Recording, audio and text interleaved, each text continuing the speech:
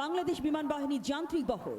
এর নেতৃত্বে রয়েছেন উইং কমান্ডার মোহাম্মদ রেজাউল হক এবং তার সাথে আছেন ফ্লাইট লেফটেন্যান্ট মোহাম্মদ শাদমান সাকিব। প্রথম সারিতে রয়েছে স্কোয়াড্রন লিডার আনিকা এবং স্কোয়াড্রন লিডার শাহরিয়ারের নেতৃত্বে বাংলাদেশ বিমান বাহিনীর ৩০১ আকাশ প্রতিরক্ষা ইউনিটের ভূমি থেকে আকাশে নিক্ষেপণযোগ্য ক্ষেপণাস্ত্র FM-90 এয়ার ডিফেন্স মিসাইল সিস্টেমের যান্ত্রিক বহর।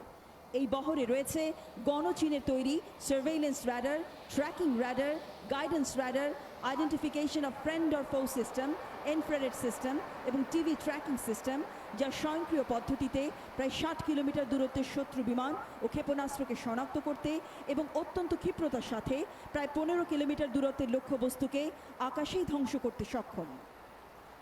পরবর্তী বহরে রয়েছে স্কোয়াড্রন লিডার শোভন এবং ফ্লাইট লেফটেন্যান্ট সানিকিনের নেতৃত্বে বাংলাদেশ বিমান বাহিনীর aerospace research and development complex সংক্ষেপে ARDC হতে নকশাকৃত ও উৎপাদিত KX-2 close range fixed wing UAV।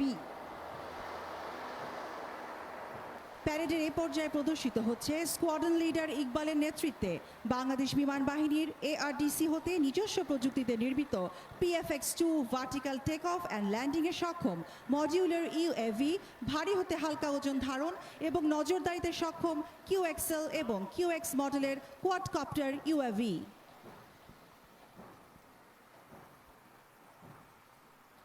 সবশেষে স্কোয়াড্রন লিডার প্রিনিয়ার নেতৃত্বে এগিয়ে আসছে অ্যারোস্পেস সাপোর্ট ও দুর্যোগ ব্যবস্থাপনার 4টি বিশেষ যানবাহনের একটি বহর। এই কন্টিনজেন্টে সর্বপ্রথম রয়েছে শক্তিশালী এরিয়াল রাডার, এরপর যথাক্রমে টেলি হ্যান্ডেলার, ক্র্যাশ টেন্ডার এবং 50 টন মোবাইল ক্রেন। এসব যানবাহন বিমান দুর্ঘটনা, অগ্নি নির্বাপন, দ্রুত উদ্ধার কার্যক্রম এবং জাতীয় দুর্যোগ মোকাবেলায় গুরুত্বপূর্ণ ভূমিকা পালন করতে সক্ষম।